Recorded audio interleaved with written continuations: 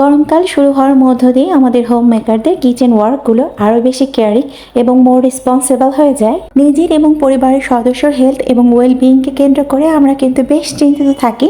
তো এসব ক্ষেত্রে টিপস এবং কিছু পার্টিকুলার ট্রিক্স ফলো করলে কিন্তু বেশ ফল পাওয়া যায়।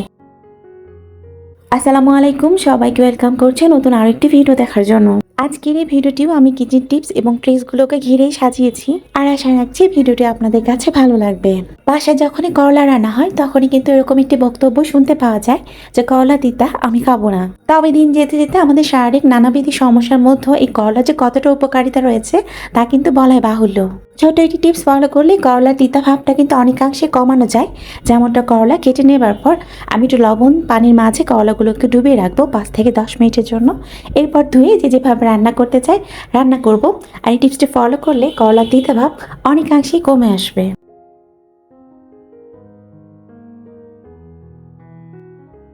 আমরা বাংলাদেশে যারা গৃহিণীরা রয়েছে আমাদের প্রত্যেকদিন কাজের ধরনটা কিন্তু প্রায় একই রকম।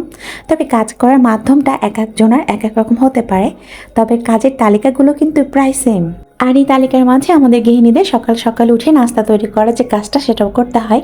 তো যারা নতুন রাঁধুনি আপুরা রয়েছেন, নতুন নতুন নিজেকে অভ্যস্ত করছেন রুটি বানানোর ক্ষেত্রে, সেক্ষেত্রে তাদের একটা কমপ্লেন থাকে রুটি ভাজার পর সেটা কেন ফুলকো হয় না, বা খামির করে নেওয়ার ক্ষেত্রে আটা কেন শক্ত থাকে।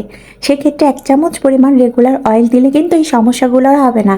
আর এর ফলে আটা খামির করতে গিয়ে বেশ নরম থাকবে এবং রুটি বানানোর পর সেটা সেঁকে নেবার পর সেই রুটিটাও বেশ সময় অবধি নরম থাকবে। তো আশা রাখছি আমার প্রিয় নতুন রাঁধুনি আপুরা যারা রান্নাঘরে হাতে খড়ি দিচ্ছেন তাদের এই টিপসটি অনেক বেশি কাজে আসবে। রান্নার কাজে ব্যবহারতে ডাল এভাবেই আমরা কিনে সংরক্ষণ করে থাকি। তবে বর্ষাকালে স্যাঁতস্যাঁতে ওয়েদারের প্রভাবে ডালগুলোর মাঝে অচিরেই পোকা ধরে যায়, আর সেটা কিন্তু ব্যবহার অনুপযোগী হয়ে যায়। তো অনেক ক্ষেত্রে সেই খাবারগুলো ফেলে দিয়ে অপচয়ের ঘানিটাই টানতে হয়। তো সেটা যেন না হয় তার ছোট্ট একটি টিপস শেয়ার করছি। এই ডালের মাঝে আমি সামান্য 1/2 চামচ পরিমাণ একটু হলুদ মিশিয়েছি। খুব ভালোভাবে ডালগুলোর গায়ে যাতে হলুদ মিশে যায় হাতের সাহায্যে মিক্সড করে নেব। এরপর যে কৌটাতে সংরক্ষণ করতে চাই সেখানে ঢেলে নেব। অবশ্যই ঢাকনাযুক্ত কন্টেনারে কিন্তু সংরক্ষণ করতে হবে। এর ফলে ডালগুলো অনেক দিন যাবত আমরা ব্যবহার করে নিতে পারবো। তো আশা রাখছি ছোট টিপসটিও আপনাদের কাছে আসবে। এরপরে যে আইডিয়াটা শেয়ার করব সেটা একদমই নো কস্ট আইডিয়া। যেমনটা ব্যবহৃত চা পাতাগুলো তো ফেলেই দেওয়া হয়, তো সেই চা পাতাগুলো ফেলে না দিয়ে আমরা আমাদের নানা কাজে কিভাবে ব্যবহার করতে পারি তার উপরই ছোট্ট একটি টিপস শেয়ার করছি। এখানে ব্যবহৃত চা পাতাগুলো টিস্যুর মাঝে নিয়েছি আর সুন্দরভাবে এটাকে মুড়িয়ে নিব। আপনি চাইলে রাবারের সাহায্যে এটাকে মুড়িয়ে নিতে পারেন, বা হালকাভাবে টিস্যুটাকে ভাঁজ করে নিলেও কিন্তু হবে। আরও একটি ইফেক্টিভ হতে পারে যদি আপনি ব্যবহৃত টি ব্যাগটি ইউজ করেন, সেটাও কিন্তু সে একই কাজ করবে। তো আমাদের যাদের ডার্ক সার্কেলের প্রবলেম রয়েছে, চোখের নিচের কালো স্পষ্ট দাগগুলো যাদের আমাদের মুখের অবয়বটাকে একদমই নষ্ট করে দেয়, দেখতে বেশ খারাপ লাগে, সেই ক্ষেত্রে আমরা এই টি ব্যাগগুলো আমাদের চোখের ওপর এভাবে দিয়ে 5 থেকে 10 মিনিট একটু রিল্যাক্সে থাকবো। এভাবে করতে করতে আস্তে আস্তে কিন্তু এই ডার্ক সার্কেলগুলো একদমই ভ্যানিশ হয়ে যাবে। তো আশা রাখছি ছোট টিপসটি আপনাদের কাজে আসবে।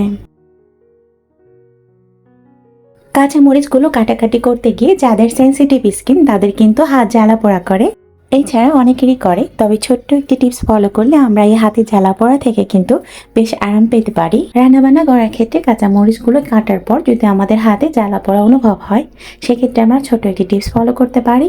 যেমনটা আমরা একটা বলে একটু লিকুইড দুধ নেব, এরপর আমাদের হাতটাকে এভাবে ডুবে রাখবো। 2 থেকে 3 মিনিট ডুবে রাখার পর দেখবেন হাতের জ্বালা পোড়া থেকে অনেকটাই আরাম পাচ্ছেন। তো আশা রাখছি আজকের এই ছোট ছোট টিপসগুলো আপনাদের ভালো লেগেছে।